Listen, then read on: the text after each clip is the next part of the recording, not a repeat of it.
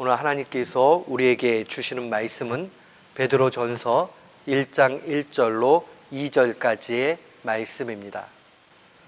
베드로전서 1장 1절부터 2절까지의 말씀입니다.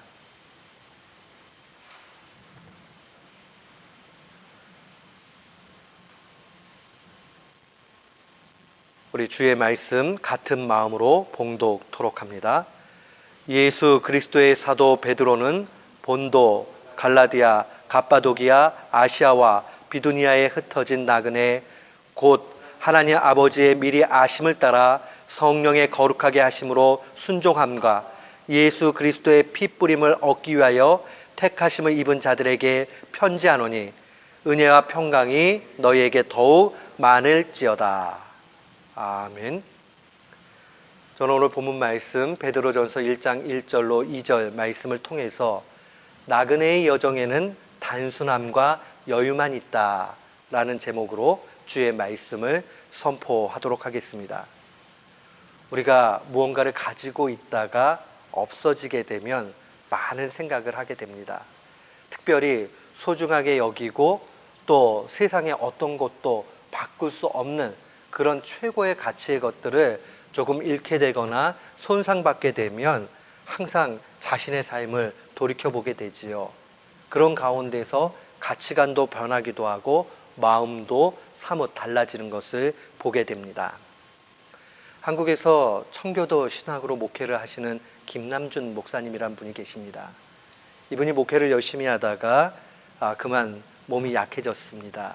그리고 종양 수술을 받게 됐습니다. 그리고 침상에 있으면서 내가 열심히 이렇게 달려왔는데 왜 이런 어려움이 오는가? 침상에 있으면서 하나님의 뜻을 살펴보고 묵상하는 가운데 여러 생각이 들었겠지요. 그러면서 그 자신의 생각들을 묶은 것을 2015년도에 책으로 냈습니다. 인간과 잘 사는 것이라는 제목이에요. 사람은 누구나 다 잘 살기를 원합니다. 어떻게 하면 잘 살까?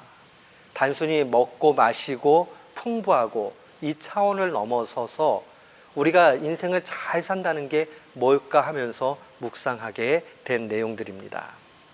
그 내용 가운데 이런 말이 나옵니다. 저는 잘 살기를 바랬지만 언제나 원하는 대로 안 되는 것을 경험하며 살고 있습니다. 이 목사님도 목회자지만 기도하는 가운데서도 자기가 바라는 게 또 있잖아요. 근데 항상 내가 바라는 대로 되는 것이 아니라 또 많은 경우에 나의 뜻과 상관없이 잘 안 되면서 그런 좌절 속에 산다는 이야기입니다. 그러나 한 인간으로서 갖게 되는 고민, 곧 행복과 잘 살기에 대한 고민을 기독교 신앙 안에서 찾았습니다. 라고 고백을 합니다. 사랑하는 성도 여러분, 우리는 누구나 잘 살기 원하고 행복하기 원해요. 그런데 자칫 잘못하면 세상의 가치, 세상의 방식에 의해서 그 행복을 추구해 나가려고 하는 오류에 빠집니다. 그런데 하나님께서 이 목사님을 통해서 하나 깊은 깨달음을 얻게 하신 것은 성경 말씀 기독교 신앙 안에 바로 이 길이 있다는 사실입니다. 사랑하는 성도 여러분, 저도 잘 살기를 원하고 제 인생을 잘 마무리하며 하나님 앞에 드리기를 원합니다. 잘 살기 원한다면 전 특별히 오늘 베드로전서 1장 1절과 2절에 있는 이 본문 말씀을 깊이 마음에 간직하기를 원합니다. 우리가 이 말씀을 우리 마음에 잘 간직하고 살아간다면 평생의 후회함이 적고 또 더 이 말씀대로 바르게 산다면 후회함이 없이 잘 살게 될 것입니다. 기독교 신앙은 우리로 하여금 잘 살게 만들어줍니다. 어떻게 하는 것이 잘 사는 인생입니까? 오늘 본문의 1절에 나와 있는 대로 흩어진 나그네의 삶을 사는 것이 바로 잘 사는 겁니다. 흩어진 나그네의 삶.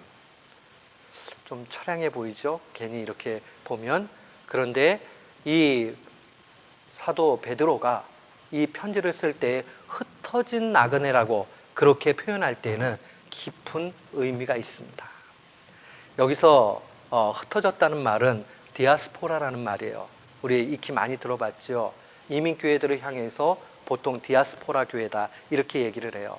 원래는 이 유대인들이 로마의 박해를 피해서 예수 믿는 사람들이 겉으로 다 옆으로 흩어지게 되잖아요. 그때 흩어진 교회들을 일컬어서 이 디아스포라라고 얘기했습니다. 우리의 삶이 나그네의 삶인데 그 나그네의 삶 가운데 특별히 흩어져 있다라는 사실을 기억해야 됩니다. 우리의 인생은 때때로 박해와 같이 어려움과 고난이 있다는 겁니다. 현실적 위협 속에서 우리는 살아가고 있습니다. 그러나 디아스포라의 은혜는 그 자유를 찾아서 안식을 찾아서 그렇게 나아가게 될 때에 그곳에서 참다운 안식을 누리게 된다는 겁니다. 사랑하는 성도 여러분, 마치 우리들의 이야기 같지요. 세상 속에 가면 피곤해요. 또 어려움이 있어요. 그게 바로 흩어진 삶입니다. 세상은 사탄이 우리를 호락호락하게 내버려 두지 않지요. 교회 안에서 신앙생활하기는 보다 조금 나아요. 그러나 세상으로 나아가서 하나님 말씀 그대로를 가지고 산다는 것은 많은 어려움이 있습니다. 흩어진 그 삶, 디아스포라의 삶이 우리의 삶입니다. 또 하나의 표현하는 말이 나그네라는 말이죠. 나그네는 방랑자와는 좀 달라요. 방랑자는 떠돌이에요. 목표도 없고 그냥 가는 것은 방랑자입니다. 그러나 나그네는 목표가 있어요. 그리고 언제나 떠나야 되기 때문에 그 있는 곳이 그저 정착되어 있지 않을 뿐입니다. 우리가 나그네의 삶을 산다는 것은 인생길을 표현하지요. 우리의 영원한 목표, 또 영원한 본래의 본향, 본래의 고향은 하나님의 나라입니다. 그러니까 우리가 여기서 70년 살던 80년, 90년, 좀 길면 100년, 그 정도 사는 시간들은 나그네의 삶을 살아가는 겁니다. 그런데요, 당시 이 베드로 사도가 쓰여졌던 그 시절에 이 나그네라는 말은 어떤 의미를 가지고 있냐면 법적 보호를 받지 못하는 그런 사람들이 일컫는 말이었습니다. 나그네로 산다는 것은 굉장히 위험한 삶이었어요. 우리도 마찬가지잖아요. 왜 미국에 오면은 자꾸 비자 문제가 힘들어지니까 영주권도 얻어야 되고 시민권을 이렇게 가지려고 합니까? 법적인 보호를 충분하게 받고 그 다음에 안정을 찾기 위해서 그렇잖아요. 당시에 나그네의 삶이라는 것은 그러했습니다. 법적인 보호도 받지 못하고 더 적극적으로 이야기하면 세상 속에서 불이익을 받는 사람들이었습니다. 우리가 현세에서 어려움 당하고 불이익 당한다는 것은 신자의 하나의 정체성의 모습입니다. 그러니까 우리가 이 땅 가운데서 다 얻지 못하는 걸 억울하게 생각하지 마세요. 고난을 받는 것, 힘든 것을 불평하지 마세요. 그것이 신자로 산다는 하나의 증표입니다. 그렇다면 우리는 이런 생각이 좀 들지요. 야, 그러면 예수 믿으면 신자로 살면 반드시 이 땅 가운데서 고난과 역경과 불이익 당하면서 살아야 돼? 그런 마음이 들잖아요. 너무 억울하잖아. 정말 이 기독교 신앙이라는 것은 비참함으로 살아가는 것이 미덕일까? 이런 의문이 생길 수 있습니다. 그러나 오늘 이 본문 말씀 우리가 깊이 더 살펴보게 되면 이 해답을 찾게 됩니다. 잘 살려고 노력하고 성공하는 것 나쁜 것은 아닙니다. 그것이 죄는 아닙니다. 다만 이 나그네의 삶, 흩어진 나그네의 삶이 우리에게 요구하는 것은 너무 지나치게 눈에 보이는 그 선물에만 집착하지 말라는 겁니다. 어떤 사람들은 많이 배움이 있어서 명예가 올라가기도 하지요. 그런 사람들은 부러워합니다. 또 열심히 살아가면서 물질을 잘 모았어요. 그러면 부자가 된다는 것은 많은 권력을 가질 수 있는 길이 됩니다. 사람들이 부러워합니다. 또 내가 건강 관리를 잘해가지고 다른 사람들보다 몸이 참 건강해요. 그러면 사람들이 부러워합니다. 참 좋은 거겠죠. 또 자손들이 잘 되고 하면 아, 자식 농사 잘 지었어. 그렇게 이야기하면서 사람들이 새롭게 봐줍니다. 그 모든 것은 선물이라는 거예요. 하나님이 건강 주시지 않으면 건강할 수 없고, 물질 주시지 않으면 물질이 남아날 수 없고, 또 우리가 하나님으로부터 지혜를 얻지 못하면 많은 것을 배울 수 없고 권력 가질 수 없지요. 그러나 우리가 그것 가지고만 생각하면 좌절할 수밖에 없다는 겁니다. 우리는 선물보다도 선물을 주신 하나님을 바라보며 만족해야 됩니다. 안 그러면 너무 비참해져요. 인생이라는 게, 신앙이라는 게. 예수 안 믿어도요, 얼마든지 세상에서 성공할 수 있는 것 우리는 보잖아요. 근데 거기에 마음을 흔들리고 빼앗기지 않고 우리에게 베풀어 주시는 그 하나님만을 응시해서 나아가게 될 때에 우리는 더 큰 위로와 만족을 얻게 됩니다. 우리 역사 안에서 천재 화가 중에, 현대 화가 중에 이중섭 선생님이 계십니다. 근데 이분하고 천재 시인이라고 얘기하는 구상 시인하고 아주 막역한 친구였습니다. 근데 한 번은 구상 선생님이 병원에 입원을 했대요. 그래 너무너무 힘든 가운데 있었나 봐요. 이 구상 선생님 마음에 그래도 나의 최고의 가까운 친구, 뭐 요즘 젊은 사람들이 얘기할 때는 베스트 프렌드 그래가지고 베프라고 얘기하는 베프. 아, 이 친구가 오겠구니 하고 기다리고 있었는데 이 친구가 하루가 지나도 이틀이 지나도 오지 않는 거예요. 그러니까 처음에는 뭐가 있나 보다 뭐 이러지만 하루 이틀이 지나서 안 오면 사람이 괜시리 마음속에 좀 서운한 마음도 생기고 걱정스러운 것도 있고 또 괘씸하기도 하고 막 이런 마음이 들잖아요. 근데 이 며칠 지나고 나서 이 구상 시인에게 이 이중섭 선생님이 찾아온 거예요. 그러니까 만나자마자 참 반갑게 해가지고 너무 좋아가지고 그런 마음도 있었지만 또 불현듯 화가 나가지고 왜 인제 왔어? 이렇게 얘기를 한 거예요. 그랬더니 그 이중섭 선생님이 가만히 그냥 있으면서 물끄러미 있다가 말도 못하고 있다가 종이 한 장을 이렇게 내밀면서 이야기하기를 이런 말 있잖아. 이런 거 먹으면은 병 다 낫는다고. 그때 당시만 해도 이중섭 선생님이 무명이었기 때문에 돈이 없었던 거예요. 그러니까 그림을 하나 그렸는데 천도복숭아. 그러니까 대대로 사람들 생각에 천도복숭아를 먹으면 다 낫는다. 뭐 그런 전설 같은 얘기들이 있잖아요. 그러니까 정말 잘 그린 천도복숭아를 하나 이렇게 가져다 준 거예요. 이 구상 시인의 마음속에 어떠한 좋은 것을 받은 것보다 이 이중섭 선생님의 마음이 딱 오고 나니까 그 다음에 모든 것이 이렇게 해결이 되고 편안함을 누렸다 하는 그런 내용, 아주 잘 알려진 그런 이야기입니다.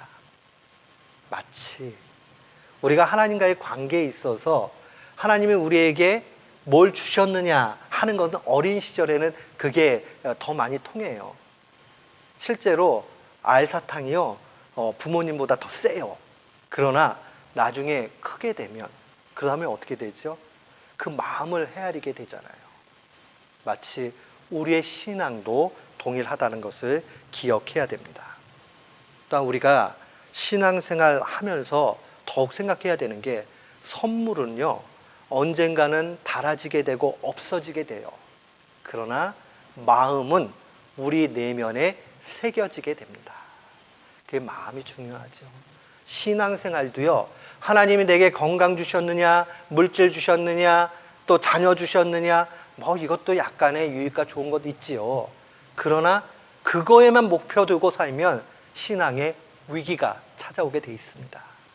그러나 주신 하나님에 대해서 집중하게 되고 하나님이 내게 이렇게 베풀어 주셨구나 하는 것을 늘 마음에 간직하게 되면 아무것도 없는 우리들을 향해서 베풀어 주신 은혜를 기억하게 됩니다.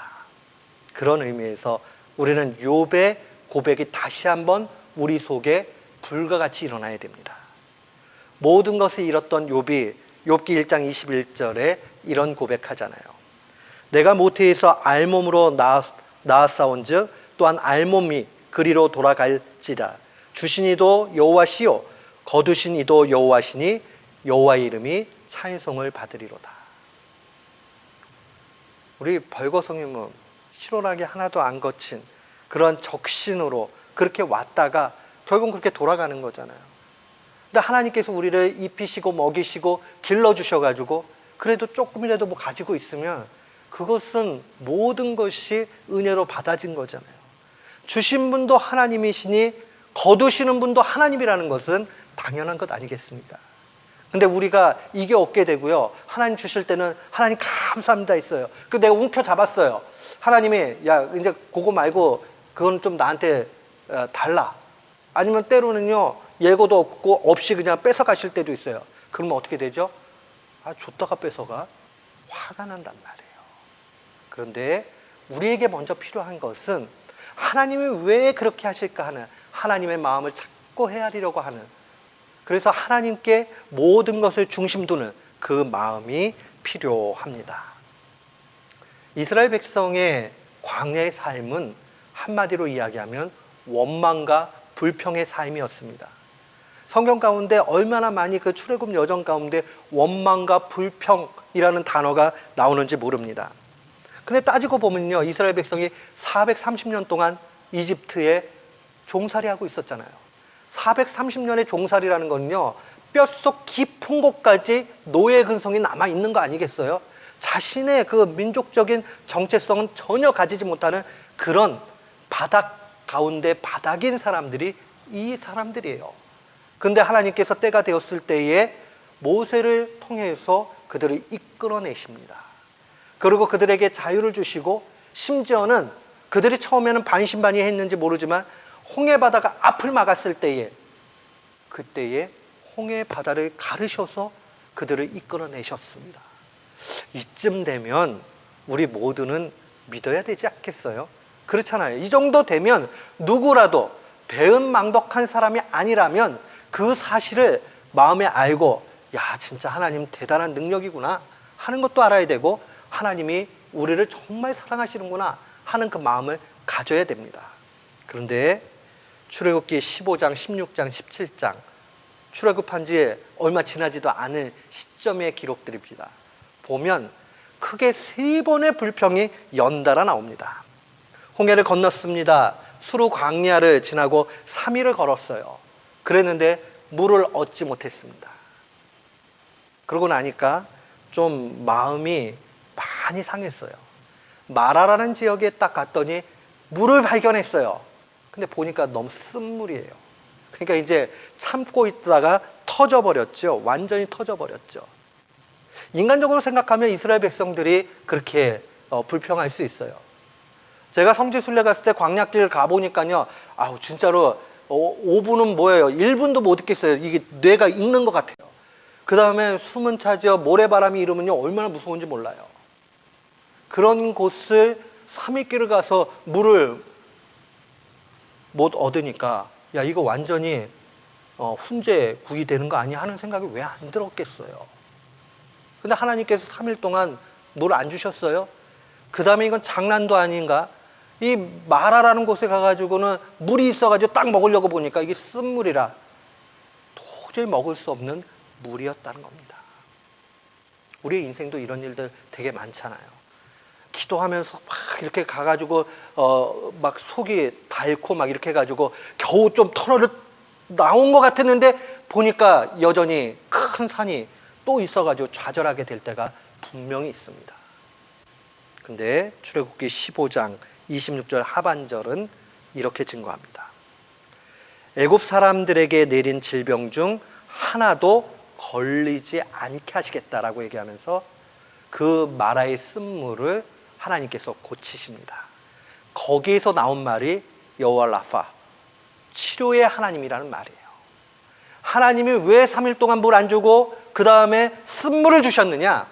하나님은 쓴물까지도 단물로 바꿀 수 있는 치료의 하나님, 너희들을 광야길에서 어떠한 질병에서도 걸리지 않도록 그렇게 이끄시는 능력의 하나님이라는 것을 보이기 원하는 겁니다.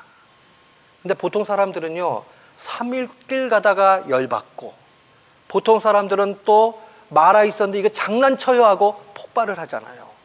그런데 신앙의 연륜이 쌓여져서 신앙의 단계에 오르면 어떻게 해야 되느냐? 15장 26절 하반절까지 볼 수 있어야 돼요.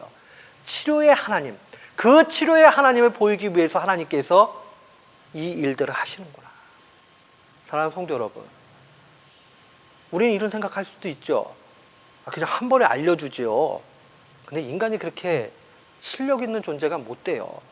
광야길을 와가지고 그 고생을 해야지 물이 귀하고 그 물 가운데 쓴물을 만나도 하나님이 고치신다는 그 사실을 봐야지만이 조금 믿게 되는 거예요. 홍해 바다를 갈라주셨는데도 한 달도 못 돼가지고 그거 잊어버리고 불평하잖아요. 이게 이스라엘 백성의 모습이고 제 자신의 모습이고 신자들의 모습이라는 것을 기억해야 됩니다. 그뿐만이 아니죠. 이 출애굽기 16장으로 오면 고기하고 떡을 애굽에서는 많이 먹었는데 종살이 하면서 먹어봤자 그 눈칫밥 먹는 거지 뭐겠어요. 그러나 조금 먹었다 이거예요. 그런데 광야에 가니까 떡도 못 먹어, 고기도 못 먹어, 이제 먹는 거 가지고 불평합니다. 한번 생각해 보세요. 그래도 하나님께서 인도해 주시면서 날마다 하나님의 복 가운데서 그렇게 살아왔는데 홍해 바다를 건너게 해주셨고 이 마라의 쓴물도 단물로 바꿔주셨는데 그 다음에 이제는 물이 아니라 떡과 고기를 가지고 불평합니다. 그랬더니 하나님께서 또 은혜를 주시죠. 출애굽기 16장 12절에 보면 해질 때에는 고기를 먹고 아침에는 떡으로 배부르리니 내가 하나님인 줄 알리라. 하나님이 얼마나 은혜의 하나님이고 좋으신 하나님이고 능력의 하나님인지 알려주기 위해서 하나님께서 그들에게 만나와 메추라기를 주십니다. 만나와 메추라기. 한번 생각해 보세요. 광야에서 경작할 수도 없는데 그곳에서 하나님께서 메추라기를 주시고 그 다음에 하늘로부터 내려오는 신령한 그 하나님의 음식, 떡과 같은 그러한 이 만나를 주시는 거예요.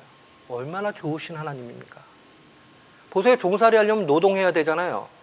광야길에 가는 건 힘든 일은 쉬운 일은 아니지만은 그러나 종살이 눈치 보는 건 보다는 노역보다는 낫잖아요. 하나님이 그 불평까지도 또 받아주시고 만나와 메추라기를 주십니다. 그런데요, 또 이들이 한참을 가죠. 르비딤에 오게 됩니다. 르비딤에 오니까는 물이 안 보여요. 그러니까 또 불평을 합니다. 그러면서 이렇게 얘기하죠. 우리와 우리 자녀, 가축이 목말라 죽도록 만들 거냐? 라고 불평을 합니다. 여기 가축까지 있는 상황을 보면 노예들에게 재산이 어디 있었겠어요? 없어요. 근데 하나님께서 그 은혜 가운데서 가축까지도 같이 갈 수 있도록 그렇게 은혜를 주신 것 아니겠어요? 근데 그건 다 까먹기 잊어버리는 거죠. 그리고 불평을 합니다. 그런데 출애굽기 17장 7절에 보면 주님이 말씀하십니다. 여호와께서 우리 중에 계신가 안 계신가 하는 이스라엘 백성을 향해서 여기 내가 있다는 것을 분명히 알려주십니다. 사랑하는 성도 여러분, 르비딤에서 반석에서 생수가 터져 나오도록 그렇게 역사해 주시잖아요. 우리는 분명히 기억해야 됩니다. 우리가 겪고 있는 고난과 아픔이 우리의 고난과 아픔뿐만 아니라 하나님이 함께 계시면서 하나님의 바람은 이 우리가 감당해야 될 것, 그 부분을 감당하고 그 다음에 하나님의 은혜를 충만히 받기를 원하신다는 겁니다. 안 그러면 우리가 쉽게 넘어지고 사탄의 밥이 되어버리기 때문에 하나님은 우리를 트레이닝 시키는 거죠. 우리 살다 보면 아이들 기르다 보면 애가 넘어졌어요. 처음엔 안 일어나려고 하죠. 근데 일어나 해가지고 옆에서 응원해 준단 말이에요. 버쩍 일으키면 빨리 일어나요. 그러나 왜 그렇게 하지요? 그 아이가 스스로 자꾸 일어나는 법을 터득해야 되지요. 훌륭한 부모님은 자녀가 세상 가운데서 실패하고 고난받고 어려움이 있을 때 모든 것 다 해주지 않습니다. 모든 것 다 해주다 보면 자꾸 의존하게 되고 넘어지게 돼요. 그러나 그 부모님이 어금니를 꼭 깨물고 저 녀석이 스스로 일어나야 되는데 하는 그 애달픈 마음을 가지고, 그리고 하나님 앞에 간절히 기도해 나아갈 때에 그 자녀가 든든히 자라나잖아요. 동일하게 하나님은 그보다도 더 하시죠. 하나님이 말씀만 하시면 자연 만물을 만드시는데 뭐 그거 주는 게 뭐가 어렵겠어요. 그러나 그렇게 하면 사탄의 밥이 되어버리기 때문에 우리에게 고난도 허락해 주시는 겁니다. 마실 것, 먹을 것, 입을 거에 집착하게 되면 그저 하나님은 없어지게 되고 불평만 남게 돼 있어요. 결국 인간이라는 거는요, 내가 좋은 거 먹었어요. 그러면 더 좋은 것 안 먹으면 먹고 있는 것에 굉장히 만족을 못하게 돼 있습니다. 앉아 있으면 눕고 싶죠. 서 있으면 다리 아픈데 앉으면 좋겠다. 근데 앉으면 그 다음에 누우면 더 좋겠다. 그런 생각이 들잖아요. 사람이 다 그런 거예요.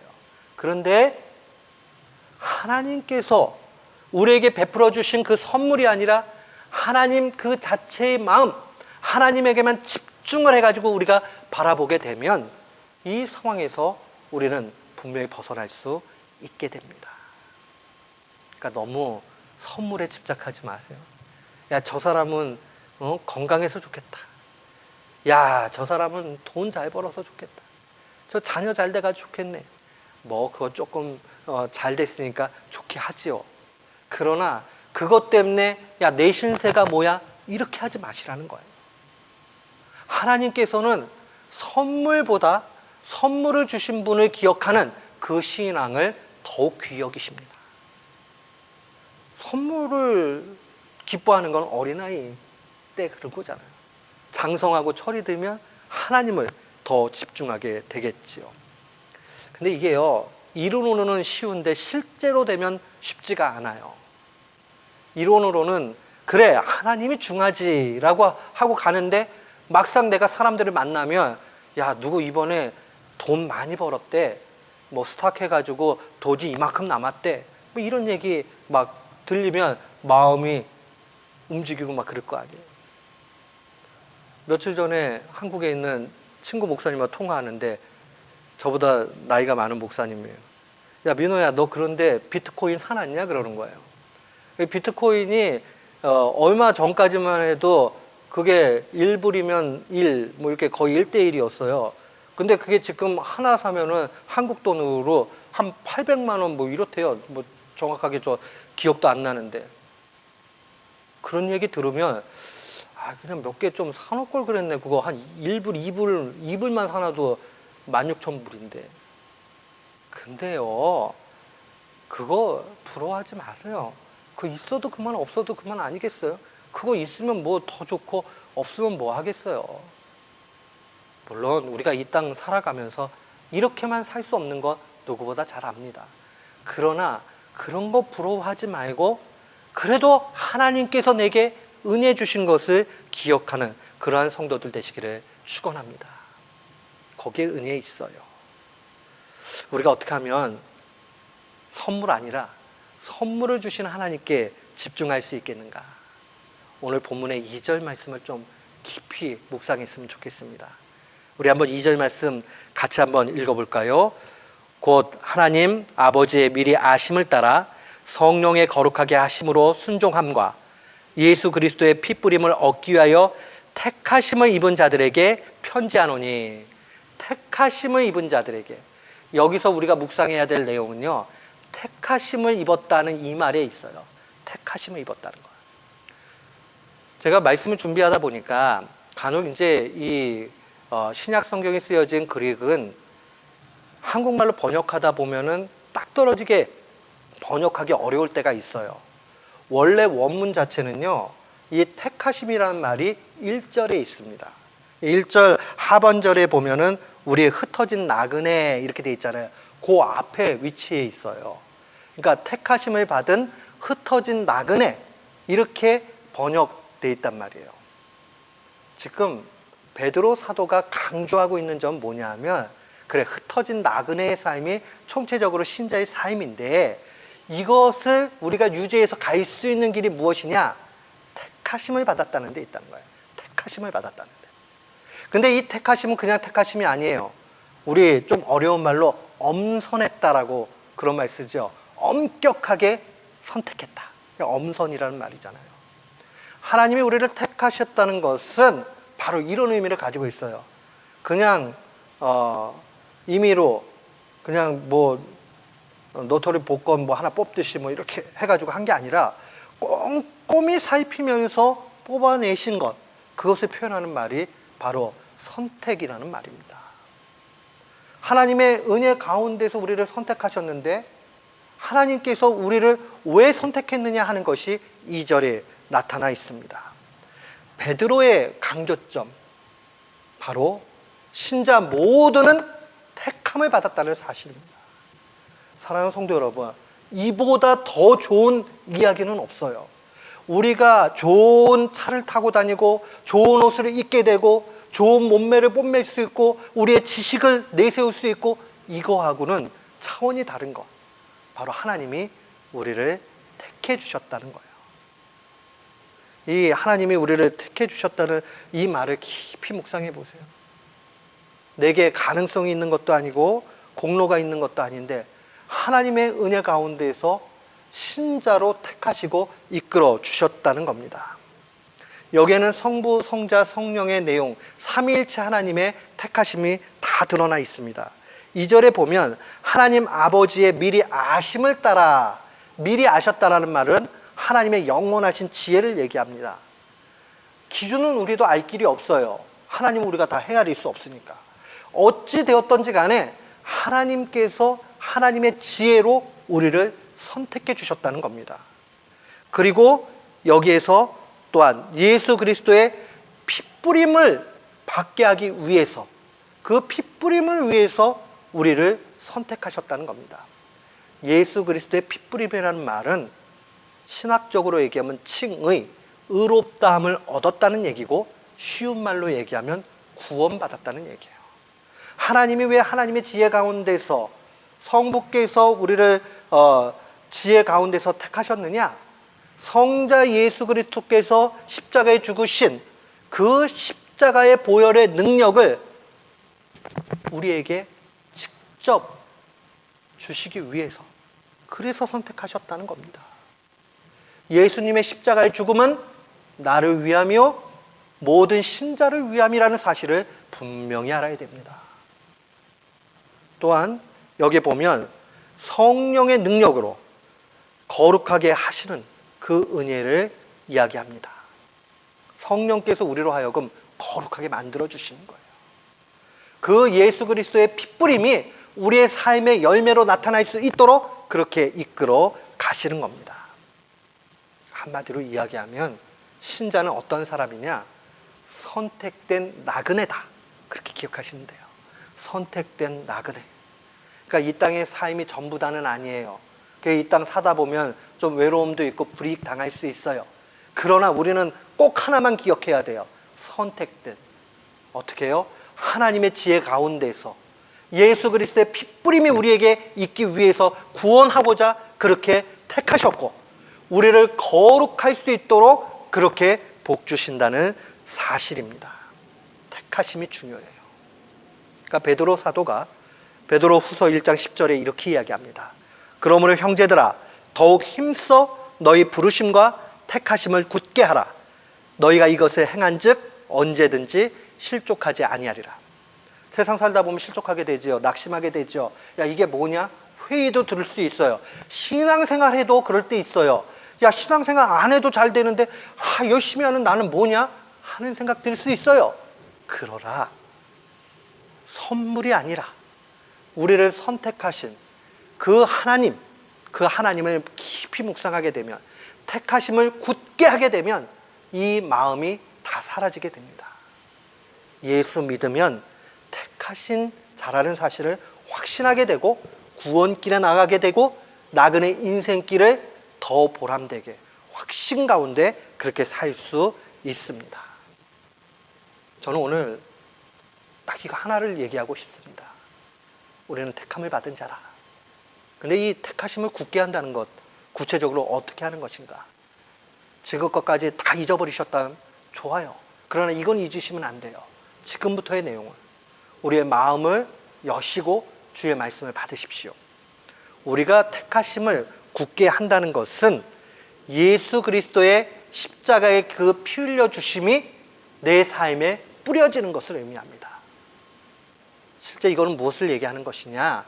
예수 그리스도께서 나를 위해서 죽으셨다는 사실을 내 삶 순간순간마다 간직하고 묵상하는 것을 의미합니다. 예수님이 이 땅 계실 때 말씀하셨어요. 요한복음 15장 13절로 14절에 사람이 친구를 위하여 자기 목숨을 버리면 이보다 더 큰 사랑이 없나니 너희는 내가 명하는 대로 행하라. 그러면 너희가 나의 친구다라고 말씀하십니다. 한번 생각해 보세요. 우리가요, 세상에 나랑 되게 친한 친구인데 그 친구가 유명하게 됐어요. 그래도 마음에 괜히 뿌듯함이 있고 어깨에 힘이 들어갈 때가 있어요. 그래서 나 얼마나 막역한데 나 걔랑 되게 친해 이런단 말이에요. 그런데요, 누군가가 나를 위해서 정말 죽어줬다. 평생에 못 갚을 은혜지요. 그런데 그분이 예수 그리스도시고 그 예수 그리스도가 나의 친구고 그 예수 그리스도가 하나님이시다. 그러면 우리가 얼마나 마음에 위안이 되고 어깨에 힘이 들어갑니까? 교만하라는 얘기가 아니잖아요. 정말 하나님 앞에 얼마나 그 당당한 마음이 정말 있게 됩니까? 정말 내가 세상 속에서 찢겨지고 힘들고 좌절하고 실망하고 낙심할 그런 상황에 놓여져도 예수님이 나 위해서 죽으셨지. 그 십자가의 사랑, 그 십자가의 사랑이 내게 있지. 근데 그분은 하나님이시지. 천지 만물을 만드신 그 하나님이 나를 위해서 죽으셨고 나를 위하시고 지금도 나와 함께 하신다.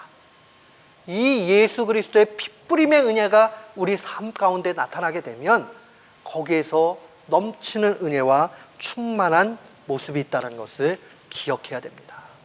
사랑하는 성도 여러분, 우리는 택하심을 묵상하면서 세상을 이기는 사람입니다. 그래서 오늘서부터 마음에 어려움이 오건 기쁜 일이 오건 이렇게 하세요.